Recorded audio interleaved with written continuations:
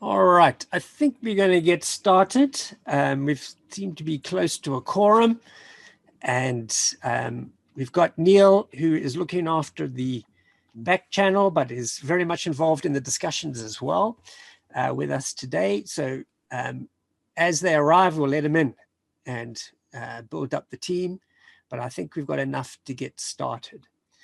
So welcome everyone, welcome to week 8. This is the final week in terms of the formal program, and we've got a slightly different format for you today. There will be a brief presentation. I'm going to review the main messages from each of the different sessions, try and remind you what we were discussing in the forums, and the reason for this is the main part of today's program is for you to do a poll, a survey, to ascertain what you think is the way forward. What are the priorities for the next coming months, for the next few months? And I'm going to show you the results of our poll on the screen, and then we're going to send you into a breakout room and argue it out a bit deeper. So we're more or less doing a virtual version of think, pair, share. I don't know if you know that strategy, but the idea is we want you to have a think individually, to vote on it, and then the idea is we can get into smaller groups to discuss what we think is important. So what will, after you've been in your breakout rooms discussing in smaller teams, then I'm going to ask you each to report back, and then hopefully from there we can start to pull out the major threads. What are the things that people and the team generally are considering important, and therefore we can engage with management to try and start thinking about how do you take these ideas forward. And Wisdom, I see Wisdom's with us. Wisdom, just to let you know, you're down for a formal closing. If Martin pops in, I'm sure Martin will have a go as well. So yes, please note that's our little agenda for today. Right, let me get going. There's the usual suspects. I think you know them by now. All right, so what are we trying to achieve today? So here's our objectives of what we want to do. We want to identify what are the main priorities. What are the immediate priorities that need to be looked at in the next couple of months? We don't want this just to all be of interest. We want it to be a stepping stone to further activities. And so therefore we want to find out from you what you think is the immediate priorities going forward.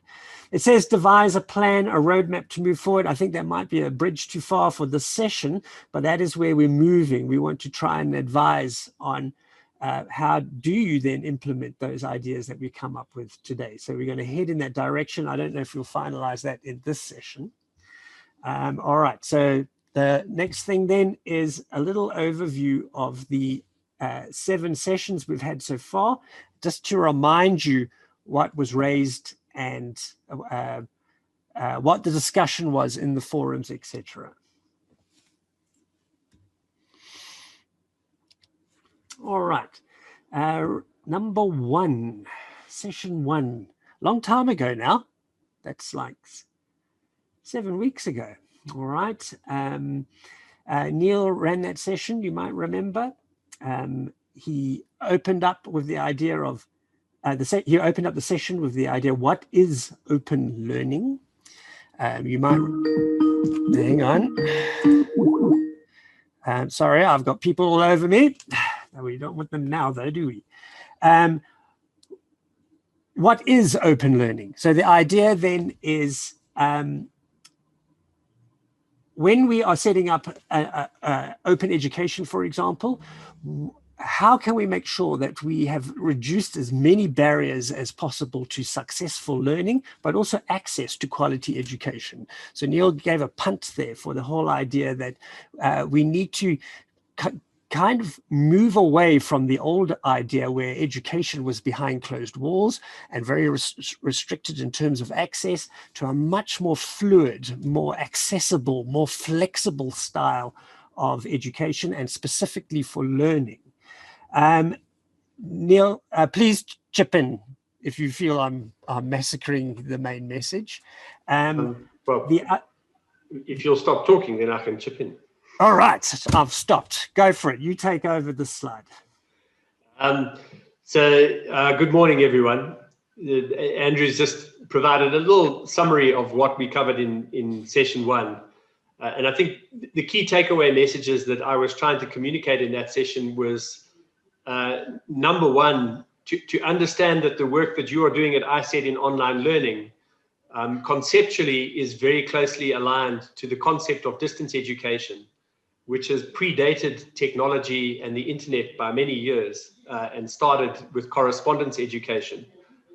So although online learning is superficially very different in terms of how it's presented to students, the logic of delivering remotely and separation of time and space between the students and the educators, I think, is a very important concept to understand.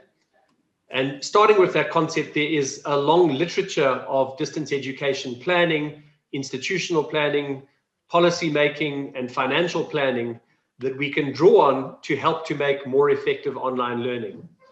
And what I did in that session, I hope, is then just to take you very briefly through, I think, some of what I consider to be the key issues related to that kind of planning that we need to take into account when we're designing and developing open online learning programs at ISCED.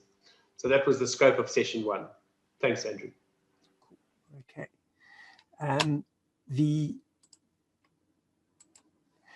Then in session 2, you might remember we had co-hosts. Ephraim was with us on that occasion, as well as myself. We were talking about program and course design, and Ephraim was talking about particularly assessment. He was championing the whole idea of authentic assessment.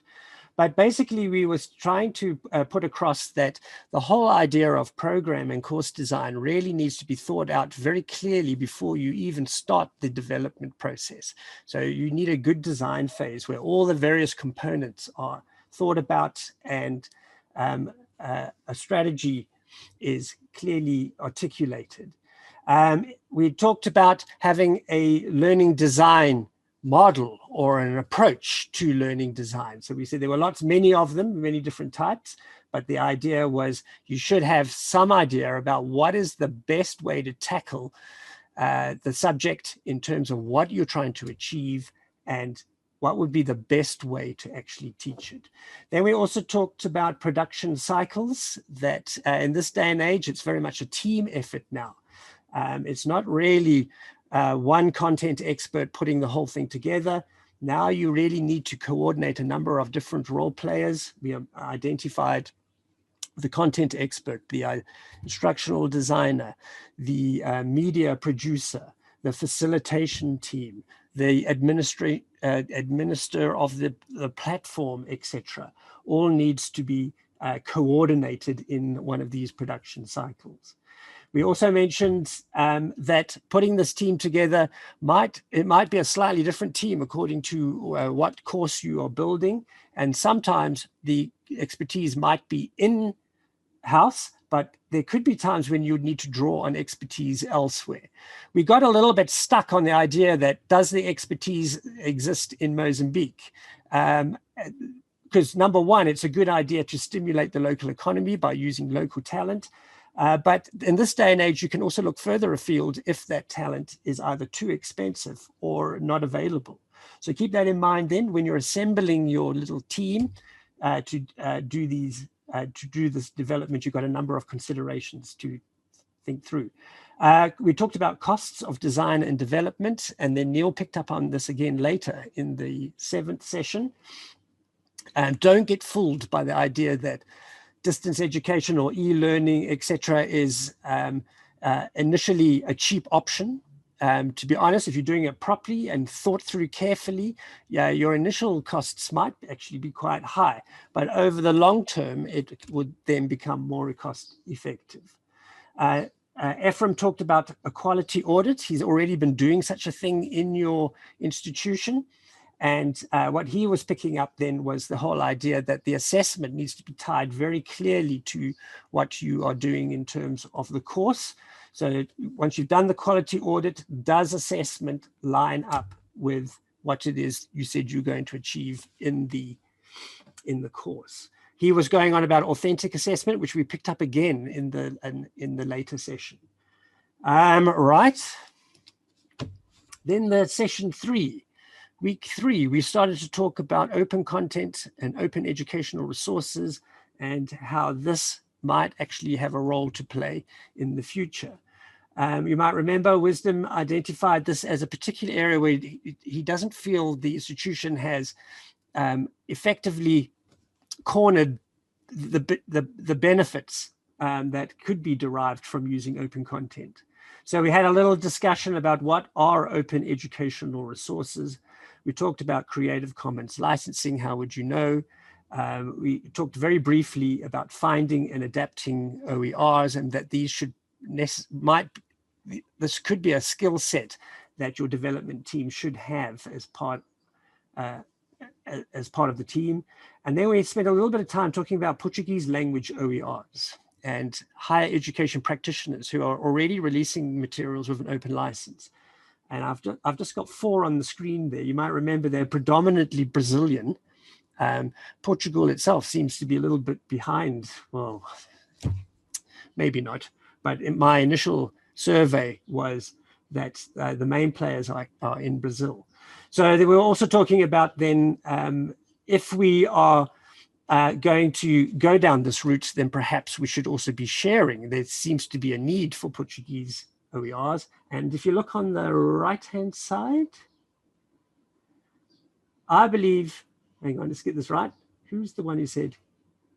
Oh, as far as I'm concerned, if you want to use open, you have to share open, says Yao. Okay, it is a challenge, but we can make it. So even in the forums when we were discussing this, there was a feeling that, yeah, we shouldn't just be contributors. This is something that we should do in the future, but we shouldn't just be consumers. We should also contribute, was the thinking.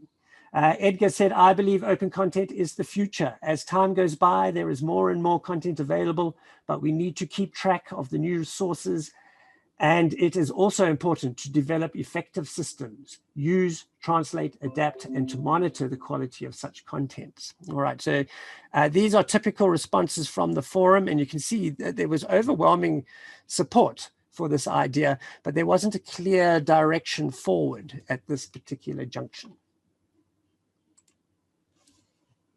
Then in week 4, we started to look at facilitation strategies, and what became apparent was that there is already a good foundation. There's a very strong set of facilitation team at the institution, but maybe it needs to be tweaked or capacitated in a slightly different way.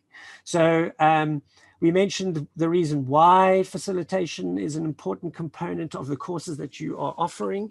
Online learning is not necessarily easy, and therefore learners enjoy the fact that they have a team who's looking after them. We mentioned that all the various different types of duties. You might remember there were 4 main ones. One is obviously the facilitation, the facilitating of learning. The second one was more your managerial, your course management, logistics, etc.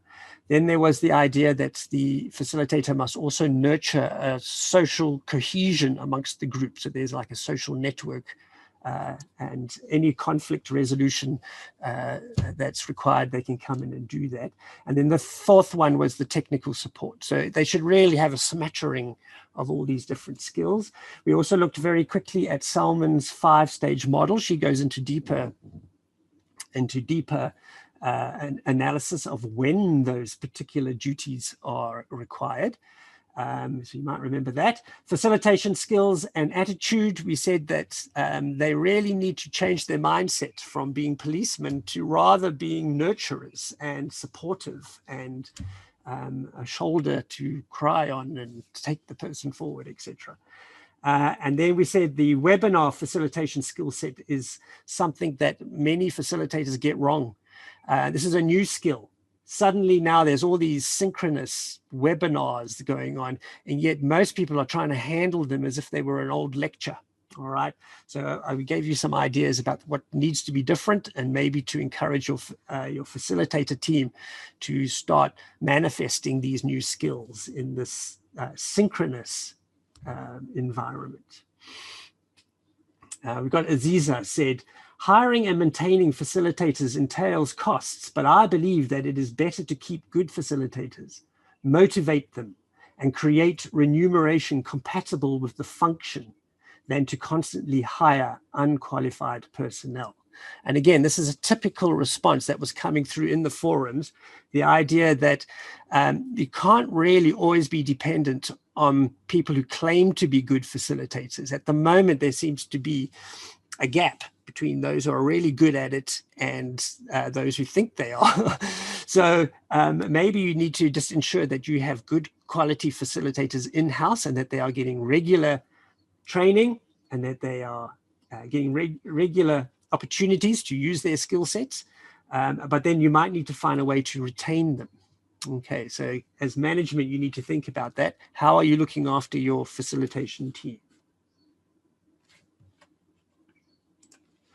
In session 5, we changed the emphasis and we looked at assessment strategies. We mentioned that as more and more courses go online, so we've got to find ways to determine whether learning is happening. We said in that session that diagnostic and formative assessment actually can be done very well in an online environment. There are lots of tools in order to collect that type of data.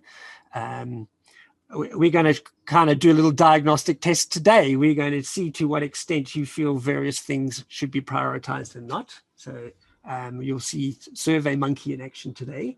And you might remember for formative assessment, we mucked around with Kahoots. Remember, I made you do a test at one point on Creative Commons licensing. So there was an example of a tool for formative assessment. We did say, however, that we probably need to rethink summative assessment when it comes to online learning.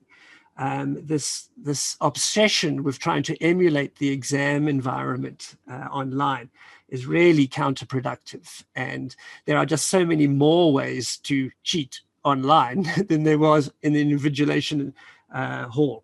So we did have a quick look at proctoring software, which apparently provides the technology for invigilators to watch learners do their exams, etc.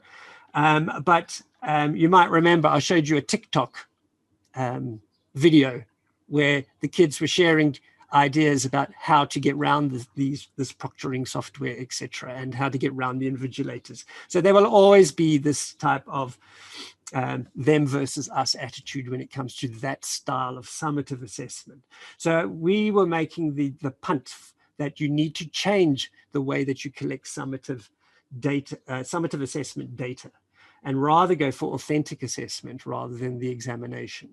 We said authentic assessment was more about making sure that your objectives of your course and the types of activities and tasks that you give them are aligned, and therefore over time they can put together a little portfolio or a little collection of evidence that they can authentically apply what it is that you want them to do. So the idea was we get away from this academic testing to where they actually have opportunities to demonstrate the skill set or the knowledge base being applied in a proper context. We said that's much more useful. And therefore we mentioned briefly constructive alignment. You might remember the little joke. All right. The sad thing about most of our assessment strategies is that we are training kids to take tests, and that's about it, you know. And obviously we want our institutions to be a lot more impactful than just creating exam takers. In the forum, what are the types of things you raised? Victor said, indeed, there is a need to upgrade our entire pedagogical model, including the assessment dimension. And Wisdom said that he quite liked the idea of various third-party apps like Powtoons, Kahoots, quizzes, etc. These could come in handy to spice up learning experiences. All academic staff need training on how to use these tools, and they have to be incentivized to do this. All right, so again, as management, you might go, all right, so is this one of the priorities going forward?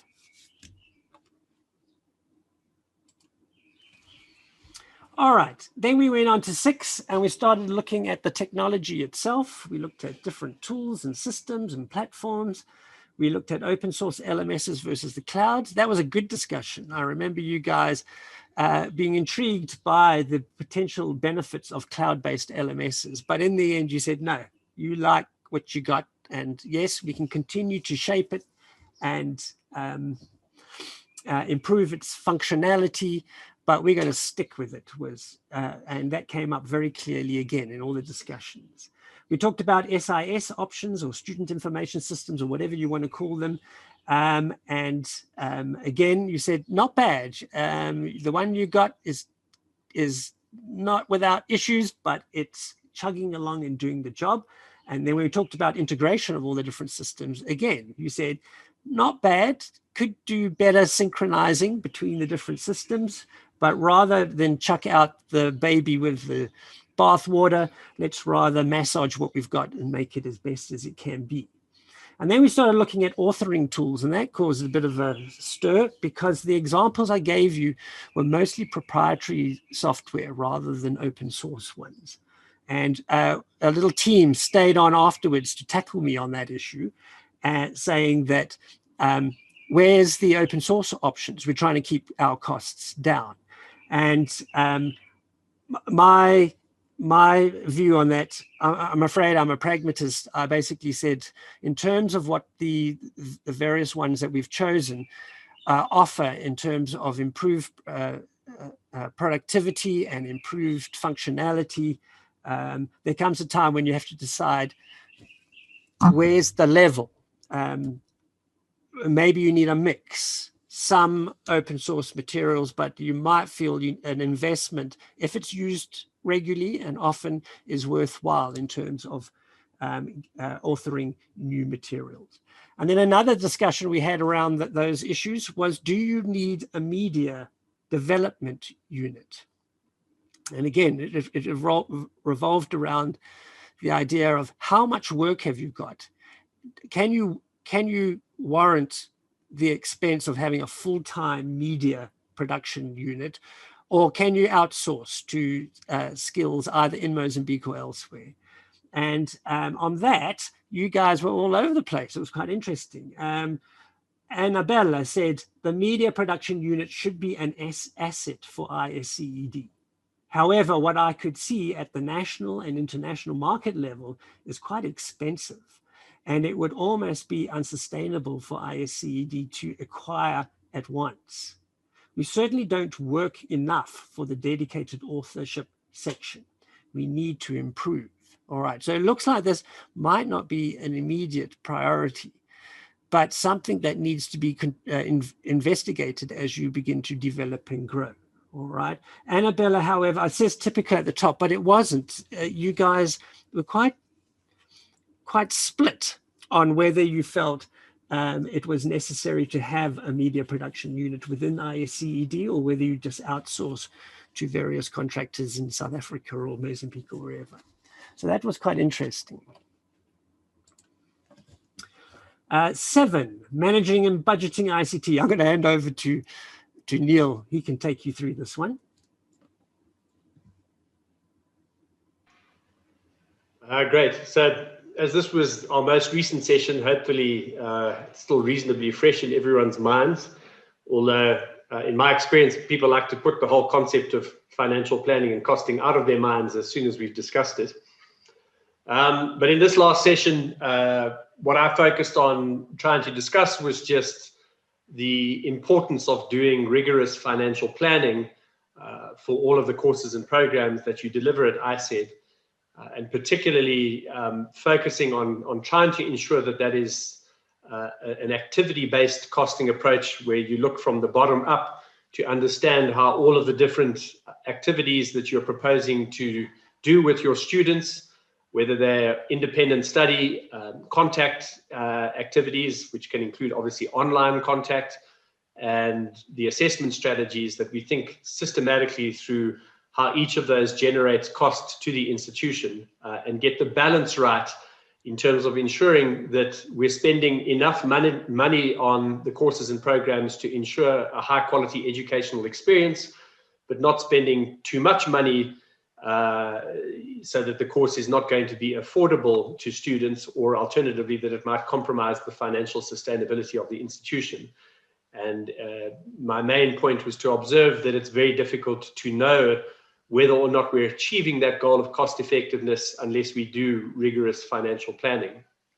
So I tried to introduce a number of principles around good financial planning and discuss the importance of a financial planning culture. And then particularly connecting back to session 1 on the concept of distance education, I tried to emphasize the importance of a different model of investment from face-to-face education, which tends to focus on individual academics doing their own thing, and particularly on ensuring that the money that we're spending on the initial design of our courses and our teaching and learning materials is really well done, and that we invest properly in that. Because in online learning courses of the kind that you're delivering, the quality of that course environment online and the teaching and learning materials that you're supplying is really going to be one of the most important differentiators between whether students succeed or fail. And fail might include that they actually pass the course, but that what they learn is not of sufficient value to be of use in the real world, which in the long run will undermine the ISCED brand. So it was a bit of a dry session, unfortunately, but I hope it was also helpful in flagging those key issues. Thanks, Andrew. Cool. Okay. All right. So what we've done now then is taken you through a quick overview of the main messages from the 7 sessions that we've already had. So now we would like to know, in your minds, what are the next immediate requirements in terms of management getting themselves organized to act on some of these ideas that that have been raised. All right, there were some great discussions. I was very impressed with the forum discussions each week. Admittedly, I keep going on that there was basically a core team who were always in there, but they were really insightful and very interesting. So well done on those people who got stuck into the forums each week. I found it very interesting and very useful. But okay, so now let's try and act on some of those ideas that came through in the forum and in the general breakout room discussions. On the screen at the moment is a link to a SurveyMonkey survey.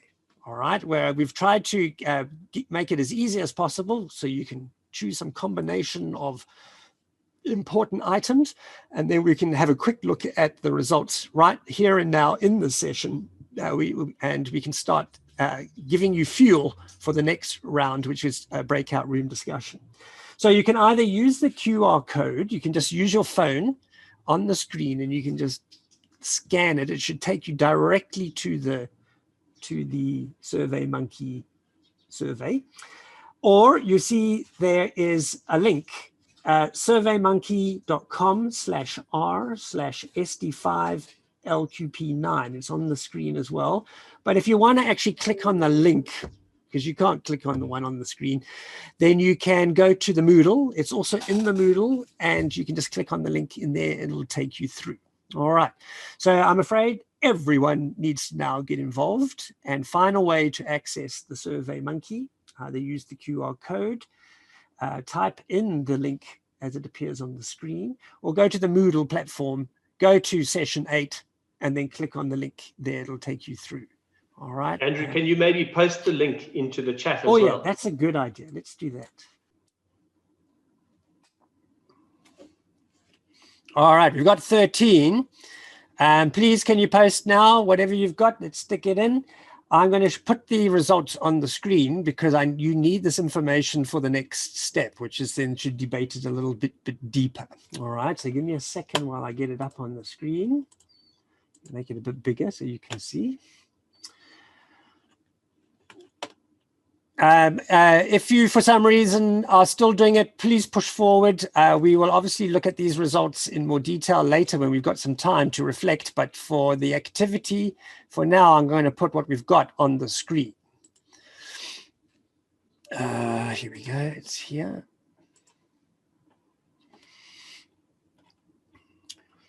All right. So the first question was, in light of the discussions during the ISCED Senior Management training, what do you feel should be prioritized in the coming months in terms of policy creation or revision? All right. And if we look at the weighted list, which I always find more interesting, we can see which ones are getting the most support.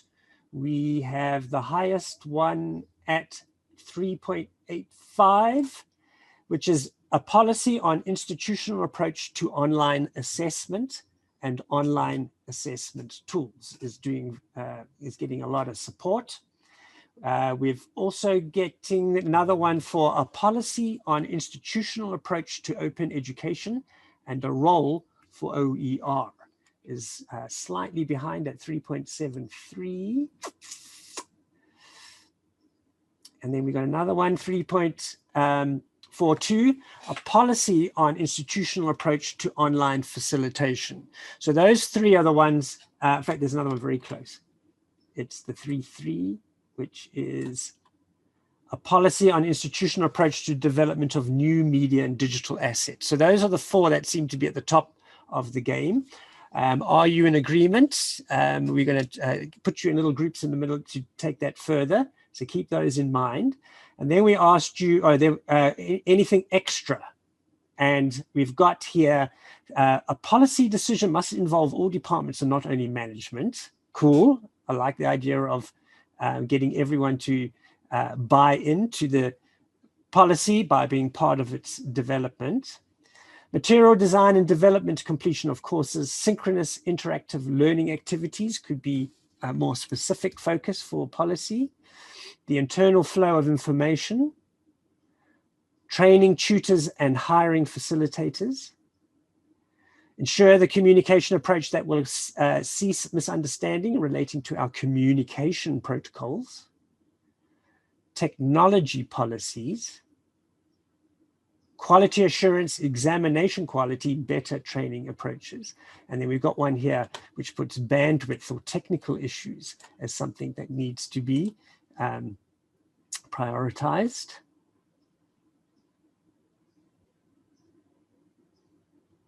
Quite an array of additional items here. So look at this one here.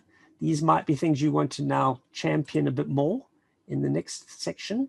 And then we asked, do we need a new policy or an existing one? Under a new policy, we're getting the policy on open education and a role for OER as very high in terms of having a new policy. We're also getting one policy on institutional approach to development of new media and digital assets. Looks like it needs to be a new policy.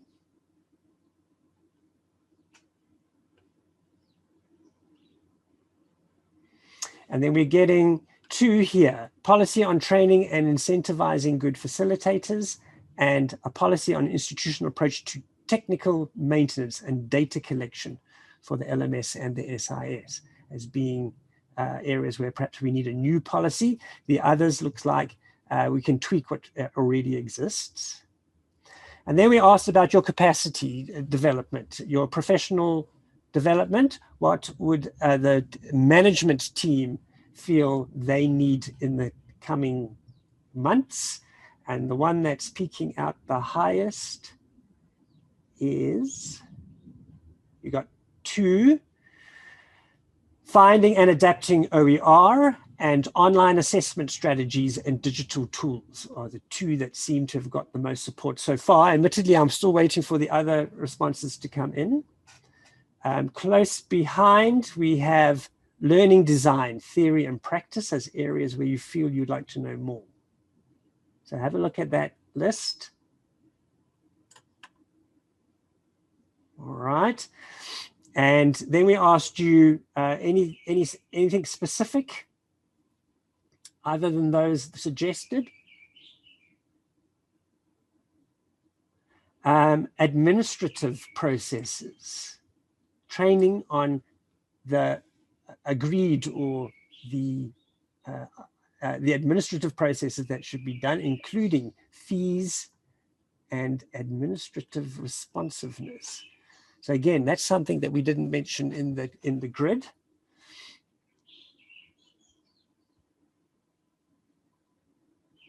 Okay, how different units should interact is something that management should be trained on, considering academic, technological, administrative, and the resource center. Okay, that one was covered above, specific leadership management and training. Okay, specific leadership management skills. All right, so we haven't mentioned that. We've kind of made the assumption, which is perhaps incorrect, that you feel comfortable in your management position. Maybe you would like some more management skills.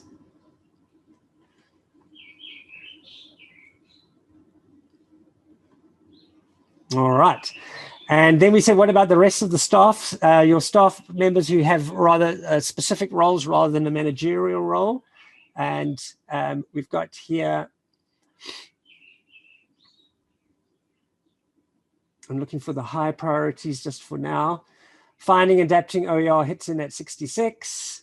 Online assessment strategies and digital tools at 50 are the two highest ones in terms of a high priority.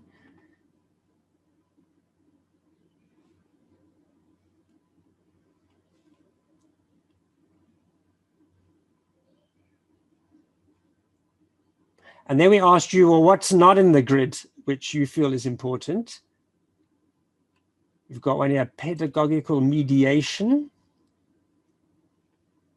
financial planning for make people aware of budgeting, etc.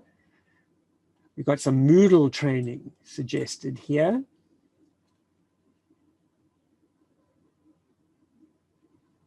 Creation of learning environments, which would be beyond just Moodle. What other learning environments could be built? Content production, management skills. There's OER again, communication with the student and client. All right, so quite a few extras there, which are interesting.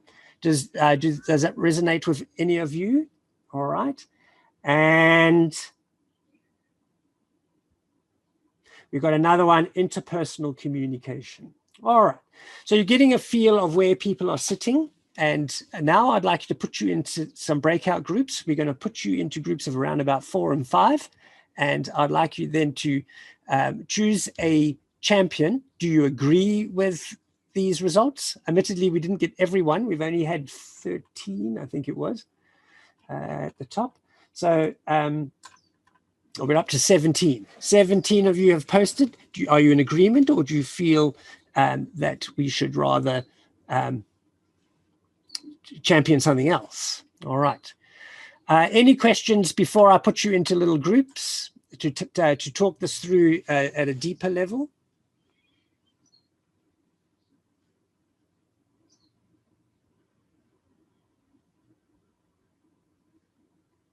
All right. In that case, I'm going to put you into a breakout room.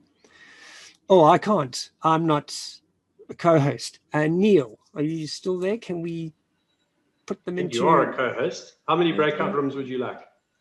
I would like... We've got how many people at the moment? We have... 24, excluding us. 24. I would like groups of 4.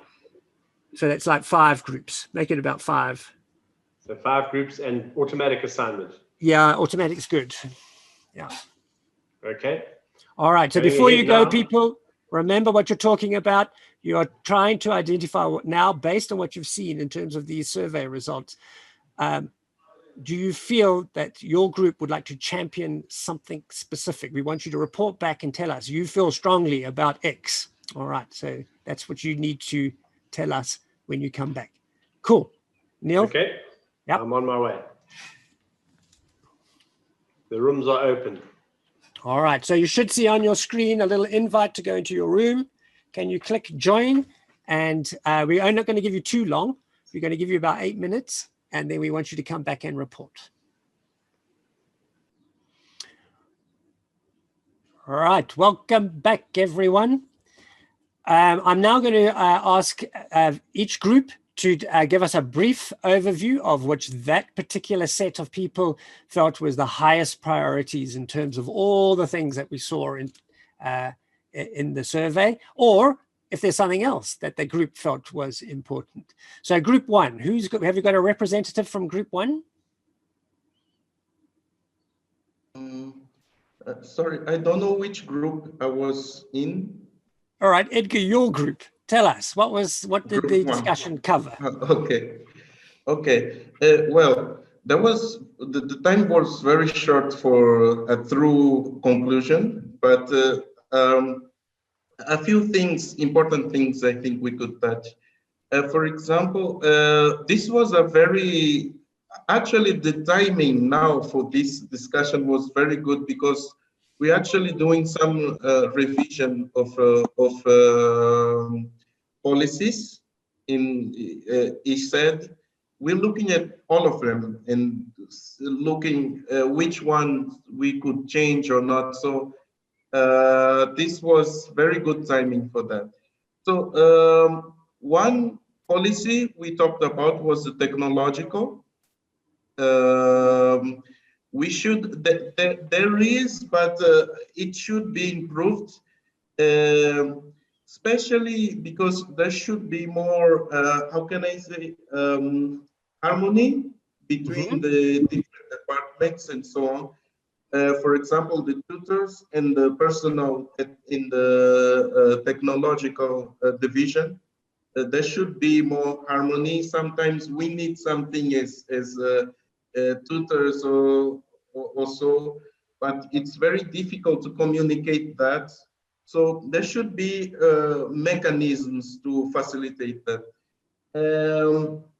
There should be also maybe more participation. Still talking about this policy, there should be more participation in the development of this policy. I think tutors and the personnel from the technological division, they should work together, because some decisions might not be very adequate from the academic perspective. One mentioned was, since we're changing now from higher institute to university, there should be a very clear transition plan. So we should work on that. And also the policy, maybe this might be the most important for facilitators. There should be very clear guidelines or even the policy, I say, for their training and their role, how they should act, because since many tutors, they come from the outside, they're not really, they don't know exactly how to deal with this online education. Some of them are lecturers in other institutions, or they're working somewhere else, and they don't know exactly how it works. So they also need very serious training, and we should have a strong policy to accommodate them in ISCED. Thank you very much. Great, Edgar. That's very useful. Thank you. Let's go. Any other volunteers to give us feedback on their group discussion? Otherwise, I'll choose people. Okay, Andrew. Wisdom. Yeah, in our group, we focus mainly on open educational resources as a very important aspect, because we really feel that if we get training on the use, adaptation, and how to find OER, then it will be very important to get better quality materials rather than depend on content developers who are not very good content developers. Then we also talked about the quality of feedback, the quality of tutor feedback. That the quality of tutor feedback is exacerbated by the fact that when we pay them, we pay them 100% most of the time, which means we are giving them a feedback that they are doing their job 100%, which is wrong. So we should be more strict, especially as far as how we pay our tutors. We should pay them according to the quality of the work they've done. Okay. Yes. So these are the two main issues which we talked about. All right. That's encouraging. And that did come up in the survey. So both of those items popped up. So that's interesting. Right. A volunteer from another group. Good morning, everyone. Morning. Who we got speaking? Biba speaking. Right. Abiba, how are you? I am fine. In our groups, we discuss about a very aspect, but I will resume here. If I forget something, the group will help me. The first thing we discuss is to using the bottom-up strategy when we are planning all things in our institution to allow better balance between the cost, numbers of students, and education quality in order to guarantee the institutional sustainability. Another thing we discuss is to improve our technology systems and to employ to the open resource. Another important thing we discuss is to improve the interactivity and the feedback in the classes. Right. Another one is to improve the evaluation system. And the last one, which we think is very important, is to make specialization of each other. So to guarantee the quality in our institution. Thank you. Excellent. Thank you, Abiba. Can we have a representative from one of there's two groups who have not reported? I believe one group only had one person in it. So I'm wondering if the director of the academics would like to just report on what he said to me.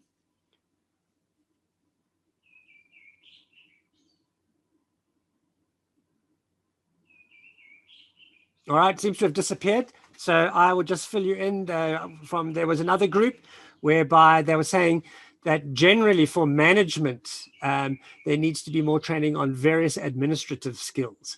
But the person who was responding was specifically interested in HR, human resources.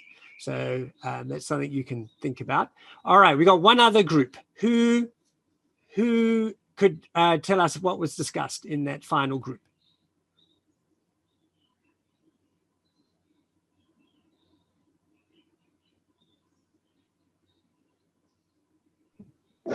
Well, is that Martin? No, I don't know. I was in room one. I think somebody has already spoken. All right. Okay. I see so John. I don't know which room, but I have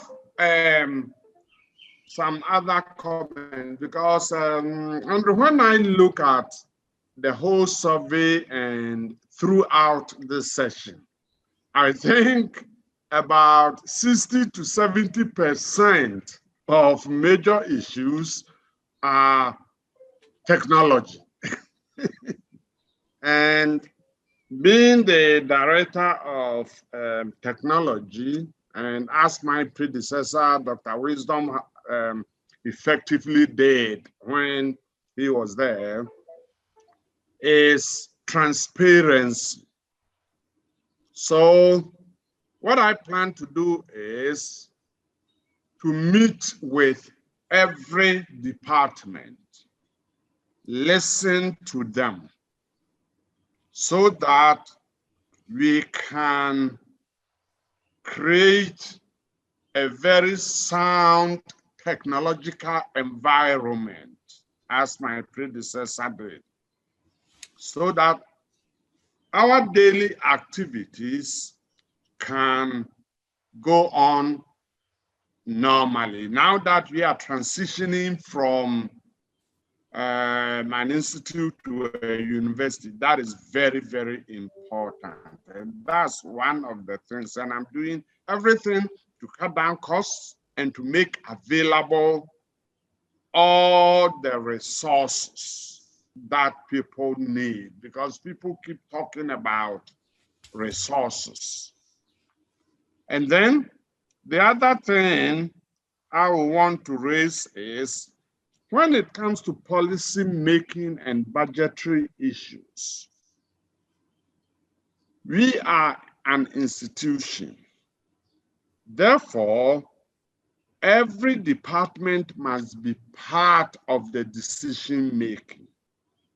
So when we transition to a university, the best way to go about that is to get committees with representatives from every department, so that it doesn't become the burden or a decision from the top. Because the moment you do that, if decisions are coming from the top to tell people what they do, then people get discouraged about what they do. So those are some of the things. When it comes to management, I will want the ISCED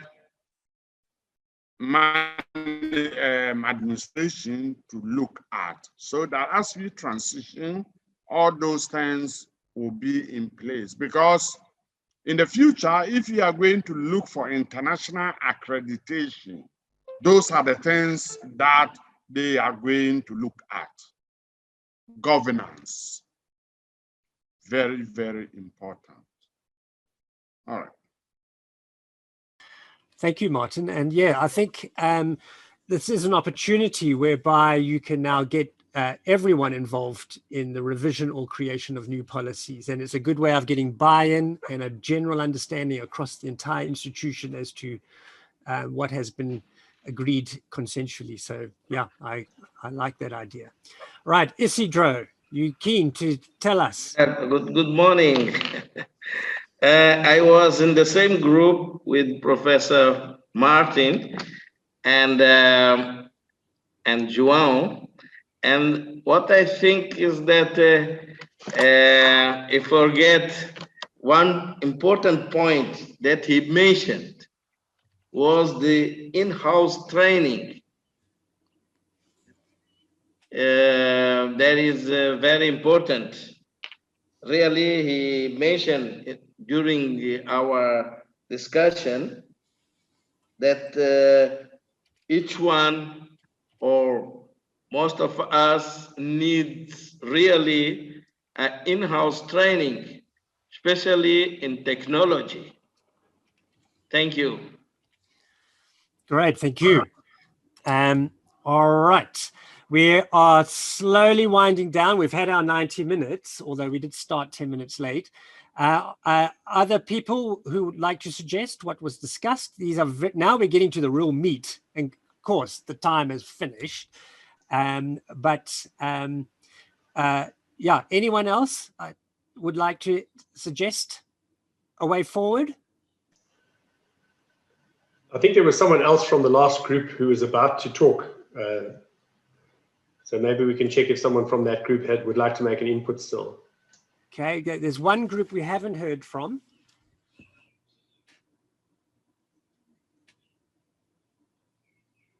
Joe, I know you were keyed your mic at one point. Is that because you had something to say? No. I'm sure that everything is okay. All right, because I'm But watching. there's one thing that we are not discussing in all of this. Yes. The issue of research. I did not see anything about research in all of that. I don't know if it's not on the ground or it's not planned. If you are moving to become a higher education institution, then normally research is a component of your establishment. And you're quite right. We haven't mentioned it at all. Yeah.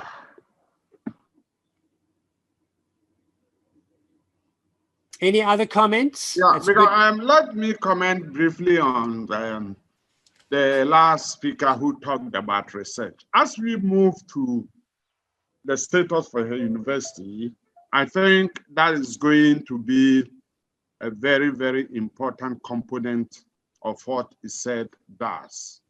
And research can take any forms, because we talked about the OER. I mean, we can focus on the OER. Somebody can take that as a research issue. So as we move to a university, I think it is going to be one of the things we will talk seriously about and focus on research related to online education majorly. So I don't think it's something that we need to value. All right, so at least it's on the table still, something that can be discussed. All right, any final comments about a way forward? Because then I'm going to wrap up and yeah. Just a question, Andrew. During a meeting, we had a hard time understanding very well the distinction between tutors and facilitators. I would like to be very clear about that. Maybe if you could explain. All right, so the way I described facilitators, there are people who have 4 sets of skills. So maybe your tutors have all 4, and then if so, they are the same. But if they're missing some of them, you might want to rethink. The 4 skills sets were, they obviously have to facilitate learning. All right, that's a given.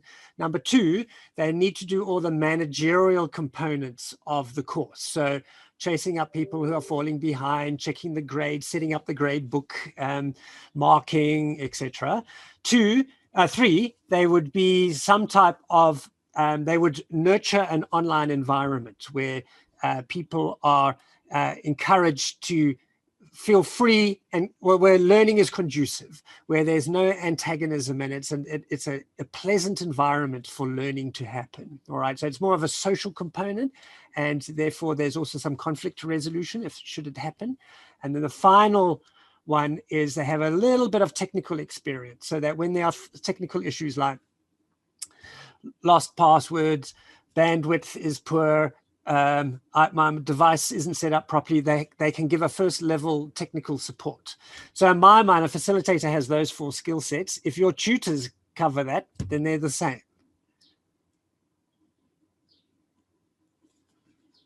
All right. Thank you very much. Okay. All right. So what happens now? So thank you very much for today. Today was a bit of an experiment. I've never quite done it like that before. So I'm hoping at least we've got some data now to help determine what actually is the way forward. At the moment, I'm just checking the survey. I now have 21 respondents, which now is becoming quite meaningful. So we will package this up and provide Wisdom and his team with the data, plus some of the we've got some of the comments in the recording today, so we can tease that out. So we'll put together a little report about what you guys felt were the way forward in terms of of priorities. Neil, So, yes. Wisdom made reference to the importance of the particular importance of OER as a strategy for ensuring the quality of online learning courses. Wisdom, and maybe others, I think we still have a little bit of time left over from this work so far. And so I was wondering if you thought it might be useful for Andrew and I to design one additional dedicated session on OER specifically that will build on the inputs that Andrew already provided in the relevant session. Would that be worth setting up and arranging, in which case we can find a time? I'd also be interested maybe if people can just reply in the chat if they think that would be useful. But Wisdom, maybe if you could also just reply as to whether you think that's something that would be worth us doing. Neil, I think now that we are trying to get this transition, and somebody mentioned about research, personally, I think this issue should be part of the research component. The faculty to look into OER and see how ISCED can effectively contribute. And if that's a suggestion, Martin, what we can also do is we can actually broaden the session out to also look at issues of open access, which is then specifically about open licensing in the research field. So we could make it a dedicated session on open access and OER, exploring the various issues, if you think that would be useful. And we'd be very happy to add that session as part of this current contract, if you think that would be useful. Yeah, so when the time comes, I think you are good at that. So we are probably going to need your advice and expertise and all those things, so that people who are interested in that line of research, you can bring in your expertise, and so that they can have a straight path and a way to move forward with that research. Because with the research component, I think that is where ISCED needs to begin with. Because when it came to the OER module, a lot of people came up with some ideas which were very, very useful. So we will need to encourage the faculty and the staff to look into that and participate and make that, start with that as their research projects.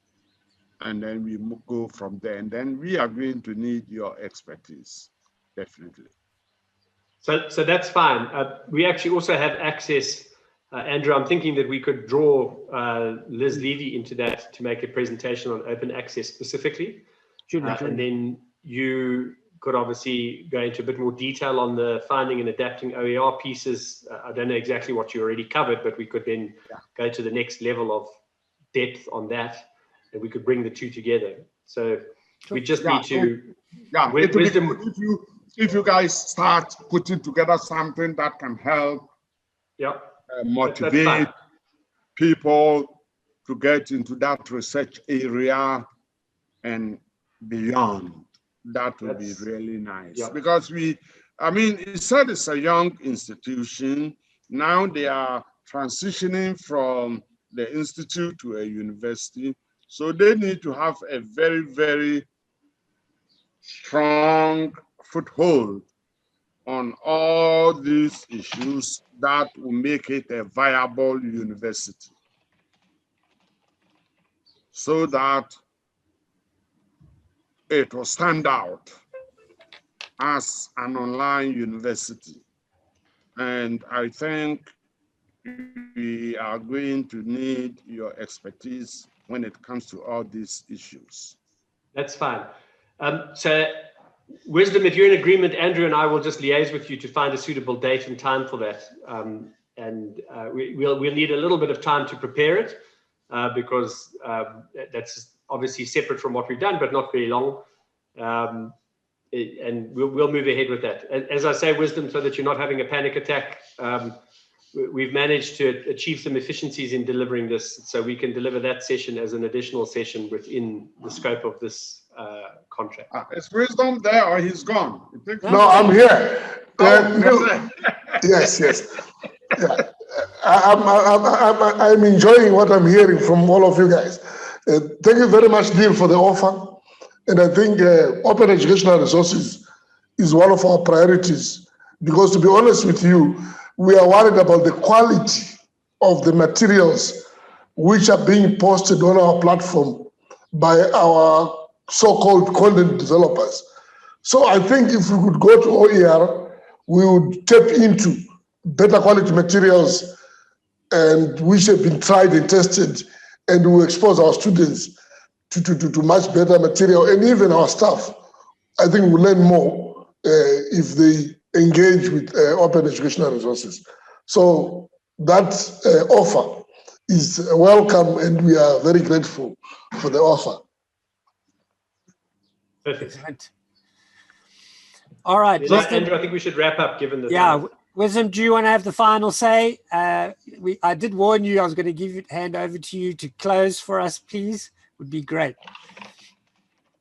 I think we talked a lot today. I would like to thank all the staff members of ISCED, the management, the head of departments, the lecturers, everyone involved in this course. I know everyone is a very busy schedule, and it has been a big sacrifice to actually participate. The participation was good, and we hope that everyone will go back and look at the items which they missed and fill up the gaps, because we are taking this course very seriously. And I was in discussion with the Director General, Professor Isidro, and he has told me that he will include this course as part of staff evaluation. So those who have not completed all the sessions, please go back and complete them, because this course will count for your final year performance evaluation. I would also want to thank Neil and Andrew for their great effort. We asked for them to put up this course in a very short space of time, and I think they've done an excellent job, not only in facilitating the course, but also in showing us how to organize a course and how to make good facilitation. And I think everyone agrees with me that this course was very interesting. We learned new skills, and we hope to continue to work together with NBA and OER Africa, which Neil, I think you're the president, you're the whichever you are. I think you should talk about it, who you are at OER Africa, so that people can know that you are heading a very important organization in the African continent. And we would also want to work very closely with both organizations, NBA and OER Africa. With that, I would like to thank everybody for their effort in this course. Thank you. Thank you. All right. And yes, Isidro, do you want to have a final say? No, I want also to thank all facilitators, Andrew, Neil, Ephraim, Wisdom, for the efforts that you make to us. The material that you deliver, the discussion that you direct was very useful for us. And now I believe that with all these skills, tools, instruments that you give us, we will be able even to, we learned a lot, and we will be able even to learn more and more about e-learning and or distance learning, and the way forward. It's also very important for us. We identified the open educational resources, but I'm sure we have also other priorities, which is very important for ISCED. Thank you very much. Great. Thank you very much, guys. I'm going to now formally close everything. You can stay on and have a chat to me and Neil if you'd like. We'll stay on for a few more minutes, but we are now formally closed. You can go off and do your other things. And thank you very much. Excellent. We had an excellent time as well.